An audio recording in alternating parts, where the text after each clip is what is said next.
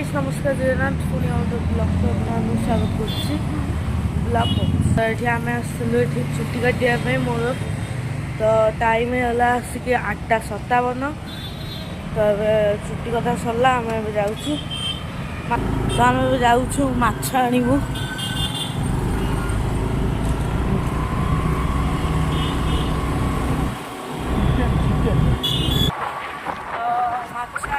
plan cancel करदेलु मत उठे चलू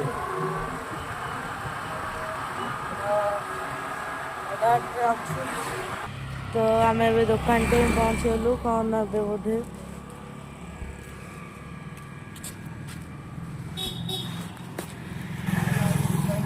ये दुकान आमर यहाँ गाई गाँ दुकानटा तो आम से गाँ भर पशिक पलि जीवु घर को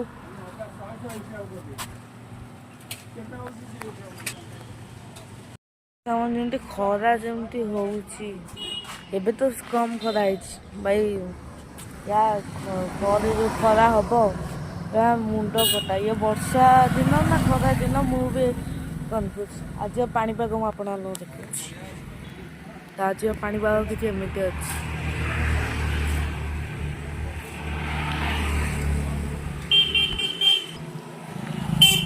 तो आज पाणीपाग किसी एमती अच्छी कि एत भी जोर से खरा ना तो आम जी पुणी गोटे ब्लॉग को आपको स्वागत कली तो टाइम है सीटा 9:13 तो 9:13 मुझे आम मोबाइल सजाड़ापी ना कौटिकी आदि मोबाइल से आसली जहाँ को आप देखिए फोन देखिए मिस्टर आज ना चैनल आप जहाँ को देखिए शिशुपाल गोटा ठीक राइट साइड हूँ ठीक राइट साइड दुकान है काम पलि आस दुकान किंतु ये आदि भाई ना तो सी आम मोबाइल काम कर चलते आम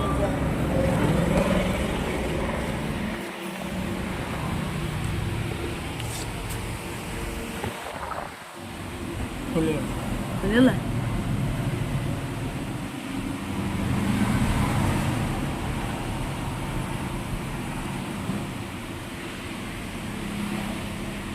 फोन कौन खराब होता ना लॉक फिटू नाला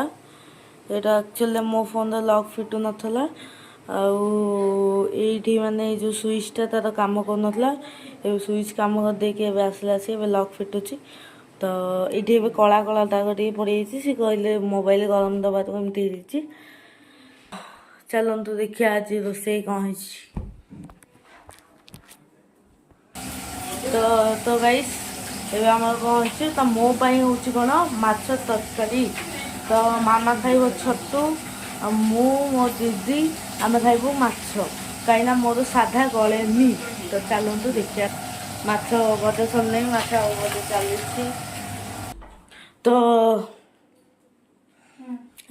मैंने देखिए ये हूँ भात छतु तरकारी छतु भजा पूरी और सुजी गिरी तो मामा खाया बाटे मुझे स्कूल में पूरा रेडी होने जी तो खाई आप